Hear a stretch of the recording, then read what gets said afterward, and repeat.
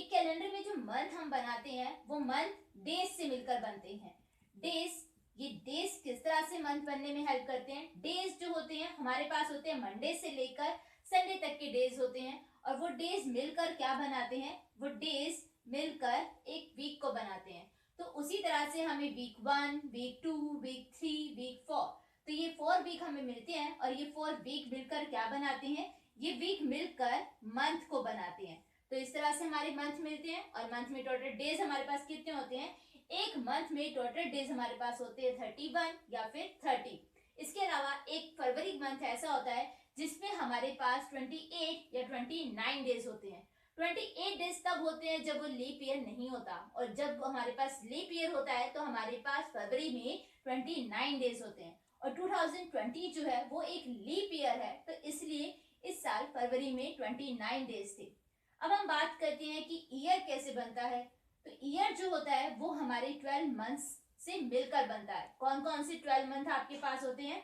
जनवरी, फरवरी, मार्च, अप्रैल, मई, जून, जुलाई, अगस्त, सितंबर, अक्टूबर, नवंबर और दिसंबर। तो ये 12 मंथ्स जो हैं, ये 12 मंथ मिलकर क्या बनाते हैं? ये 12 मंथ मिलकर एक ईयर को बनाते हैं। तो यहाँ पर मेमोराइज करते हैं। 1 वीक में टोटल डेज कितने होते हैं? 1 वीक में टोटल डेज होते हैं 7। और 1 ईयर में टोटल मंथ कितने होते हैं? 1 ईयर में टोटल मंथ होते हैं हमारे पास 12। 1 ईयर में टोटल डेज कितने होते हैं? 1 ईयर में टोटल डेज हमारे पास जो 12 मंथ होते हैं, हम इन 12 मंथ के सभी डेज को ऐड करके हमारे पास एक 1 ईयर में टोटल डेज कितने आते हैं? हमारे पास टोटल डेज आते हैं 365। और ये कौन सा ईयर होता है? ये एक ऑर्डिनरी ईयर होता है। ऑर्डिनरी ईयर मीन यानी जो लीप ईयर नहीं होता। तो इसमें हमारे पास जो फरवरी मंथ होता है, उस फरवरी मंथ में हमारे पास 28 डेज होते हैं, क्योंकि ये एक ऑर्डिनरी ईयर है, तो इसलिए हमारे पास टोटल डेज कितने होते हैं? 365। और एक लीप ईयर में टोटल डेज कितने होते हैं? एक लीप ईयर में हमारे पास टोटल डेज होते हैं 366, क्योंकि फरवरी मंथ में वहां पर हमारे पास 29 डेज होते हैं। तो टोटल डेज लीप ईयर में होते हैं 366। और लीप ईयर आता कब है? लीप ईयर जो है वो 4 साल के बाद आता है, और उस लीप ईयर में हमारे पास टोटल डेज कितने होते हैं? 366 डेज होते हैं। अब हम बात करते हैं राइटिंग डेट की। डेट को कैसे लिखा जाता है? डेट को कैसे हम लिख सकते हैं? डेट को लिखने का एक फॉर्मेट होता है, वो इस तरह का होता है dd, mm और 4 टाइम के y।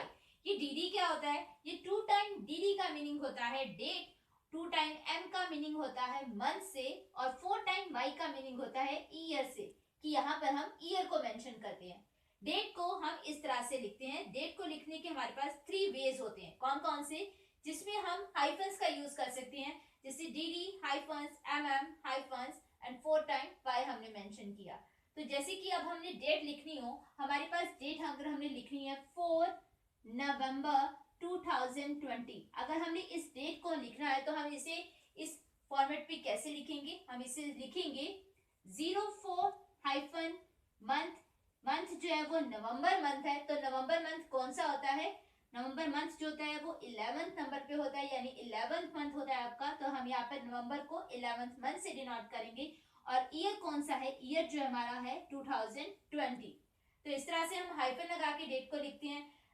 हम डेट को लिखने के लिए यहाँ पर स्लैशेस का भी यूज करते हैं। जैसे हम स्लैशेस में डेट हम इस तरह से लिखेंगे 04/11/2020, या फिर हम डॉट्स का यूज करके भी डेट्स को लिखते हैं, जैसे 04.11.2020। तो इस तरह से हम डेट्स को हाइफन्स यूज करके, स्लैशेस यूज करके या फिर डॉट्स का यूज करके भी हम लिख सकते हैं। इसके अलावा हम डेट्स भी क्या करते हैं कि ईयर के प्लेस पर जो हमारे पास ईयर होता है, हम वहाँ पे ईयर की 4 डिजिट को मेंशन ना करके हम सिर्फ उसकी लास्ट 2 डिजिट को मेंशन करके भी लिख सकते हैं। यानी कि हम इसे इस तरह से लिख सकते हैं 04.11.20। यहाँ पर हमने 20 लिखा है, 20 यानी 2020 को ही डिनोट कर रहा है। यहाँ पर 2020 में हमने सिर्फ लास्ट 2 डिजिट का ही यहाँ पे यूज किया है। तो ये भी डेट को लिखने का एक सही तरीका होता है। तो इस तरह से हम अपनी डेट्स को लिख सकते हैं। अब हम बात करते हैं डेज बिटवीन डेट्स, कि हमें डेट्स गिवन है और डेट्स के बीच में हम डेज का कैसे पता करेंगे। अब जैसे हमारे पास यहाँ पर है 04/05 2020। अब यहाँ पर ये 04 से मीनिंग क्या है, 04 जो है वो डेट डिफाइन कर रहा है कि 04 यानी फोर्थ डेट आपके पास है। 05, ये 05 किस लिए है, ये मंथ को बताने के लिए है। मंथ कौन सा है, यहाँ पे फिफ्थ मंथ है, और फिफ्थ मंथ कौन सा होता है, फिफ्थ मंथ कौन सा होता है हमारे पास, मई का। तो यहाँ पर हम मई की बात कर रहे हैं, मई मंथ की बात कर रहे हैं। और 20 जो है, ये 20 क्या है, 20 है हमारा ईयर, यानी 2020 हम ईयर की बात कर रहे हैं।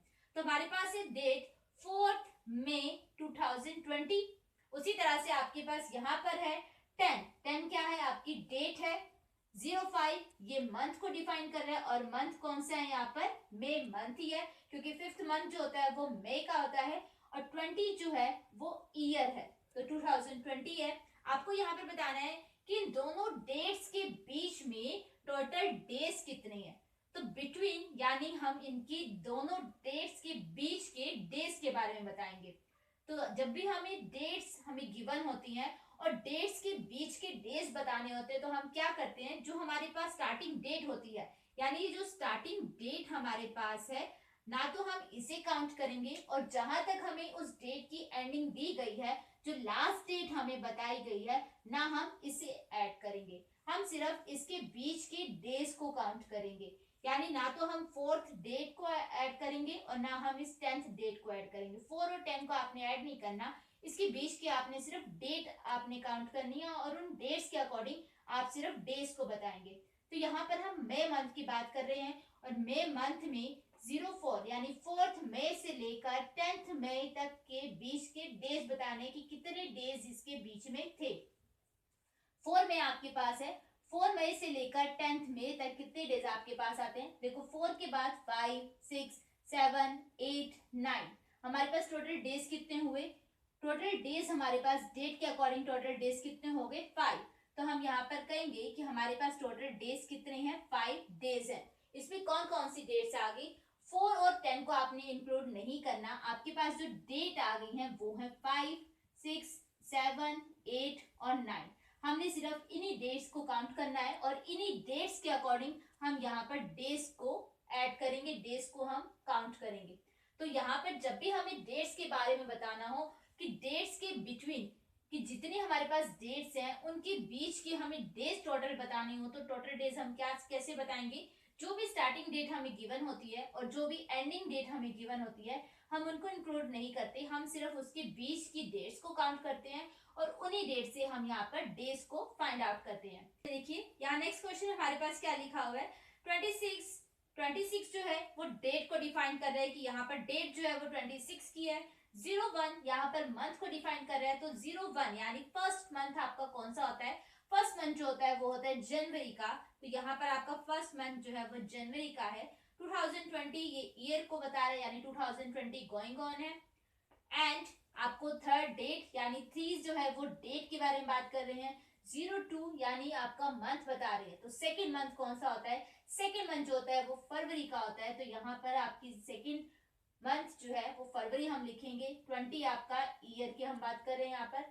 तो यहाँ पर हमने क्या बताना है कि इन दोनों डेट्स के बीच में हमने टोटल डेज काउंट करने की कितने डेज इन दोनों के बीच में है। तो डेट आपकी कहाँ से स्टार्ट होती है, डेट जो है यानी 26 जैन से लेकर 26 जनवरी से लेकर 3 फरवरी तक की आपने टोटल डेज बताने कितने इसके बीच में आते हैं। तो 26 जनवरी आपके पास है, 26 जनवरी से लेकर आपने 3 फरवरी तक की टोटल डेज बताने की, इन दोनों के बीच में टोटल डेज कितने आ रहे हैं। 26 के बाद आपके पास क्या आया, 27, 28, 29, 30 और 31। जनवरी के टोटल डेज हमारे पास कितने आ गए, जनवरी के टोटल डेज हमारे पास आ गए 5। उसके बाद हम फरवरी की कितने डेज हम काउंट करेंगे, फरवरी की लास्ट डेट जो है वो 3 फरवरी लास्ट दी गई है, यानी 3 फरवरी से पहले के हम 2 डेट को काउंट करेंगे 1 और 2। तो वहां पर हमारे पास टोटल कितने आ गए, हमारे पास टोटल डेज आ गए 7 डेज। यहाँ पर हमने कौन कौन सी डेट को इंक्लूड किया, हमने यहाँ पर ना तो 26 को ऐड करना है और ना हमने 3 को ऐड करना है। 26 जनवरी भी हम ऐड नहीं करेंगे और 3 फरवरी भी हम ऐड नहीं करेंगे, क्योंकि हमने इन दोनों डेट्स के बीच के डेज बताने हैं टोटल। तो हम क्या करेंगे, हमारे पास वो 7 डेज कैसे बने, 26 आपने ऐड नहीं करना, 27, 28, 29, 30, 31 आपके टोटल डेज होते हैं जनवरी में, और 3 फैब यानी 3 फरवरी तक आपके पास 1 और 2, 1 फरवरी और 2 फरवरी, ये टोटल डेट्स आपके पास हैं। इन टोटल डेट्स को जब हमने ऐड किया तो हमारे पास टोटल डेज कितने आ गए, हमारे पास टोटल डेज आ गए 7। तो इस तरह से आप डेट्स के बीच में अपने डेज को डिफाइन कर सकते हैं। अगर मैं आपसे पूछूं कि यहाँ पर मई मंथ में 31 मई जिस दिन था उस दिन डे कौन सा था, तो 31 मई का डे कौन सा है, संडे।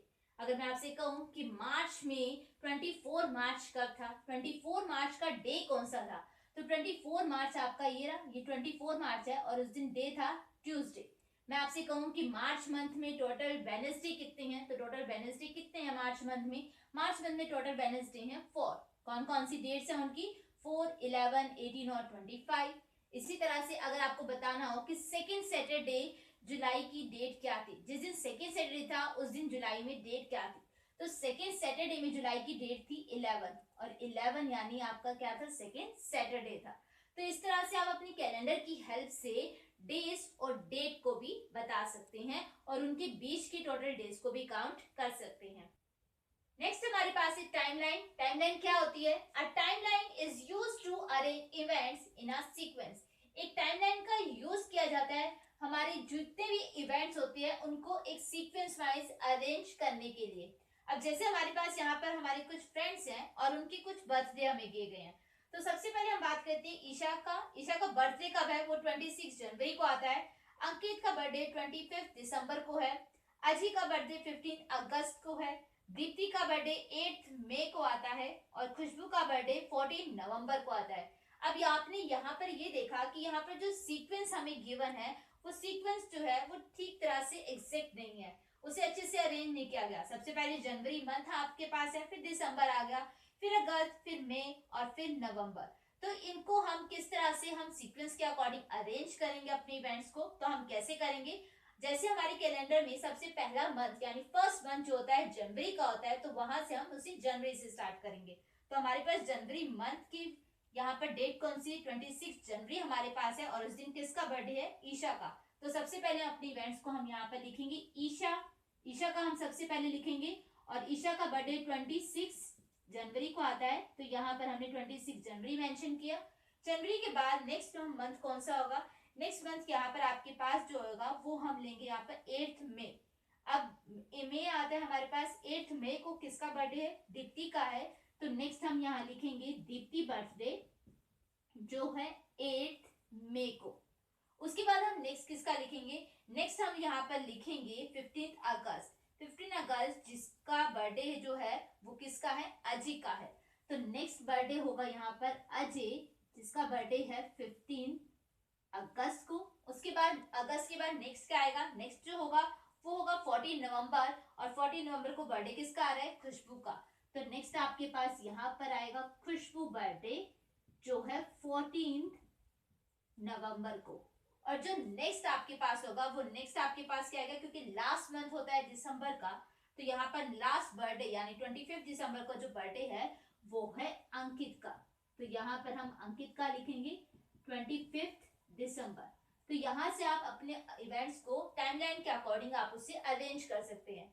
टाइमलाइन में हम क्या करते हैं, जिस तरह से हमारे मंथ्स नेम होते हैं, जिस तरह से मंथ्स की सीक्वेंस होती है, हम उसी मंथ के सीक्वेंस में ही अपनी डेट्स को अरेंज करते हैं, अपने इवेंट्स को अरेंज करते हैं। जैसे सबसे पहले हमने जनवरी लिखा, उसके बाद मई, फिर अगस्त, फिर नवंबर और लास्ट में हमने लिखा दिसंबर। तो आप टाइमलाइन की हेल्प से अपने इवेंट्स को अरेंज कर सकते हैं।